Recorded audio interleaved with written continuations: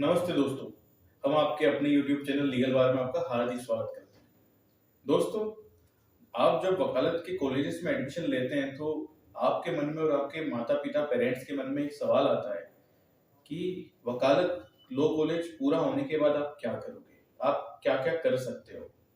तो दोस्तों, इसी सवाल का जवाब देने के लिए मैं आज आपके सामने उपस्थित हुआ हूँ। सबसे पहले आपका मैं स्वागत करता हूँ और अगर आपने हमारे YouTube चैनल को सब्सक्राइब नहीं किया है तो सब्सक्राइब कर लीजिए और बेल आइकन पर क्लिक कर लीजिए ताकि हमारी जानकारी, कानून की जानकारी और लॉ कॉलेजेस की जानकारी आपको सबसे पहले मिल सके। धन्यवाद दोस्तों। तो दोस्तों, एक बार जब आप लॉ कॉलेज पूरा कर लेते हैं, लॉ डिग्री ले लेते हैं, जब आप लाइसेंस ले लेते हैं बार काउंसिल ऑफ इंडिया का, सबसे पहले स्टेट का लाइसेंस लेते हैं, उसके बाद आप बार काउंसिल ऑफ इंडिया का ऑल इंडिया बार एग्जामिनेशन पास करने के बाद जो बार काउंसिल ऑफ इंडिया का लाइसेंस लेते हैं प्रैक्टिस का ऑल ओवर इंडिया में, उसके बाद आपके पास क्या क्या करियर ऑप्शन है ये मैं आपको बताता हूँ। दोस्तों, सबसे पहला करियर ऑप्शन आता है लिटिगेशन। आपने अमूमन देखा होगा और हर कोई जानता है कि वकील यानी कि कोर्ट जाता होगा और कोर्ट में जाके प्रैक्टिस करता होगा, वाद विवाद करता होगा, पक्ष विपक्ष रखता होगा अपने मुंह वकील के। तो दोस्तों, यही चीज को हम कहते हैं, इसी कार्य को हम कहते हैं लिटिगेशन, प्रैक्टिस। तो दोस्तों, लिटिगेशन में आप स्पेशलाइज्ड भी हो सकते हैं। आप जो है क्रिमिनल एडवोकेसी कर सकते हैं, जो क्रिमिनल केसेस होते हैं उनको देख सकते हैं। सिविल केसेस देख सकते हैं, आप जमीन के जायदाद के जो मामले होते हैं और भी मामले होते हैं वो देख सकते हैं। उसके अलावा आप कंज्यूमर केसेस देख सकते हैं, जो उपभोक्ता मंच पे जो केसेस देखे जाते हैं वो देख सकते हैं। साथ ही एनआईए के और दूसरे केसेस भी आप देख सकते हैं। ये सारे स्पेशलाइजेशन और अनुभव के ऊपर डिपेंड करता है कि आपका मन क्या कहता है, आपका पैशन क्या कहता है कि आप क्या करना चाहते हैं। तो दोस्तों, अनुभव के ऊपर डिपेंड करता है कि आप लिटिगेशन में कौन सा फील्ड चुनना चाहेंगे, किस एरिया में। आप चाहें तो सारे फील्ड्स में भी एक साथ केसेस लड़ सकते हैं। जैसे आप बहुत सारे एडवोकेट ऐसे होते हैं सिविल क्रिमिनल सारे ही देखते हैं। दोस्तों, बात की जाए कि कितना कमा लेते हैं, क्योंकि भारतीय तरीके में आस पड़ोस वाले या माता पिता सबसे पहले ये देखते हैं कि बेटा आप कितने कमा लोगे। तो दोस्तों, लिटिगेशन में कमाने के ऊपर कोई भी औसतन तय नहीं है, मानक तय नहीं है। कारण ये है कि ये आपके अनुभव के ऊपर डिपेंड करता है। शुरुआत में हो सकता है कि आपको बहुत कम फीस मिले पर केस, लेकिन अगर एक बार आप अनुभव देख लेते हैं, अनुभव आ जाता है आपके पास, तो दोस्तों ऐसा भी देखा गया है कि कपिल सिब्बल और राम जेठमलानी जैसे बड़े बड़े एडवोकेट 20 लाख रुपए पर हियरिंग भी चार्ज करते हैं। तो दोस्तों, ये साफ है कि इसमें पैसे की कमी नहीं है, बस बात इतनी सी है कि अनुभव होना चाहिए और अनुभव और नॉलेज के ऊपर ही सब कुछ डिपेंड करता है। लिटिगेशन के बाद दोस्तों हम बात करते हैं कॉर्पोरेट लॉयर की, कॉर्पोरेट एडवोकेसी।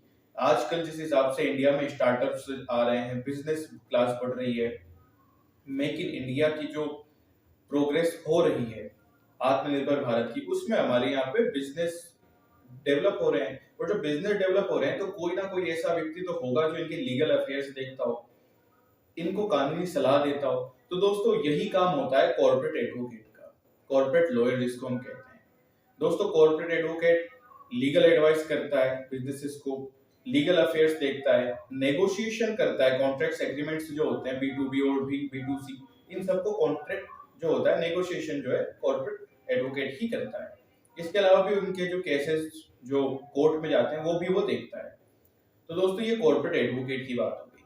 अगर आप कॉर्पोरेट एडवोकेट बनना चाहते हैं, कॉर्पोरेट एडवोकेसी में जाना चाहते हैं, तो आप दो चीजें ऐसी है जो आपको इसमें एडवांटेजेस दे सकती है। पहला तो आप LLB के बाद जा सकते हैं, लेकिन एडवांटेज लेने के लिए आप जो है MBA कर सकते हैं, साथ ही CS कर सकते हैं, कंपनी सेक्रेटरी। इससे आपको इसमें एडवांटेज मिल जाएगा, क्योंकि नॉलेज इज द पावर।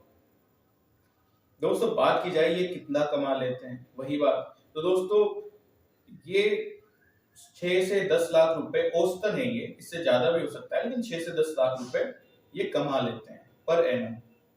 तो दोस्तों, लिटिगेशन और कॉर्पोरेट एडवोकेसी के बाद हम बात करते हैं जुडिशियरी की। जब आप लॉ कॉलेजेस में जाते हैं, पहले दिन जब आपसे पूछा जाता है कि आप क्या बनोगे, तो अमूमन भारत में 90% बच्चे यही कहते हैं कि हम जो है जज बनेंगे, जुडिशरी में जाएंगे। अब जुडिशरी में जाने के लिए आपको एग्जाम्स फाइट करने होंगे।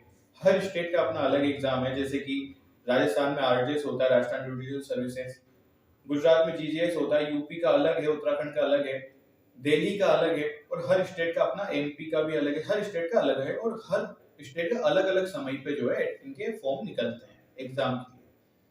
और इनकी फीस जो है, आप जो सैलरी इनसे पाते हैं वो सरकारें देती है, तो वो भी अलग अलग है। तो दोस्तों ये हुई जुडिशरी की बात।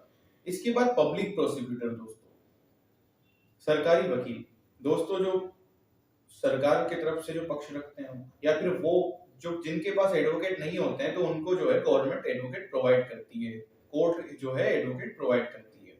तो कोर्ट जब एडवोकेट प्रोवाइड करेगी तो वो होते हैं पब्लिक प्रोसिक्यूटर, सरकारी वकील। क्रिमिनल केसेस में अमूमन सरकारी वकीलों का ही काम होता है।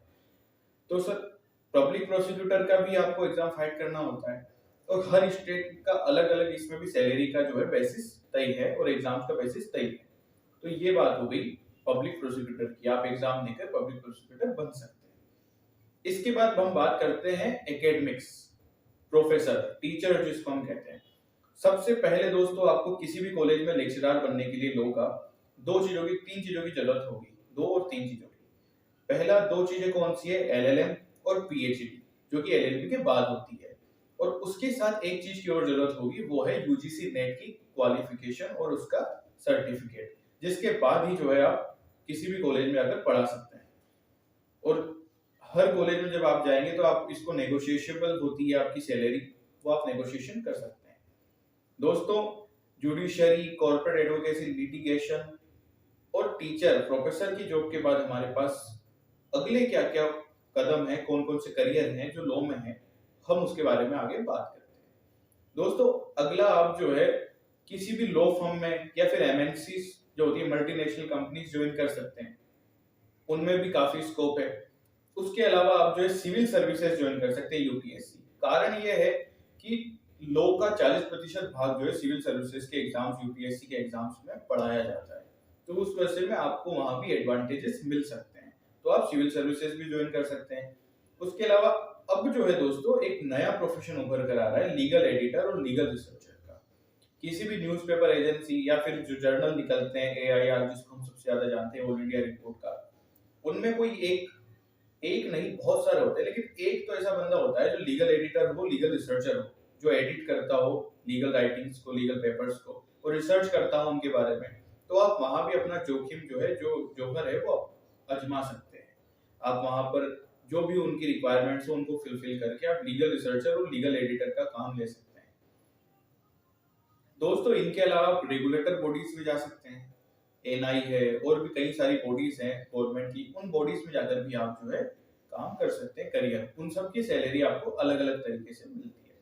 दोस्तों ये हमने जितने प्रोफेशन आपको बताए हैं, इन प्रोफेशन के अलावा भी कई सारे प्रोफेशन अब आने वाले समय में उभर रहे हैं, डेवलप हो रहे हैं लीगल फील्ड में, क्योंकि आने वाला फील्ड जो है लीगल फील्ड का काफी ग्रोइंग वाला फील्ड आने वाला है, डेवलपिंग एरिया आने वाला है।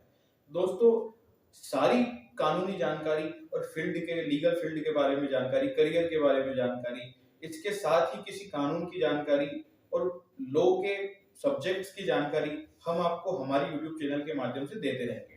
लेकिन उसके पहले दोस्तों आपको हमारे चैनल को सब्सक्राइब करना पड़ेगा।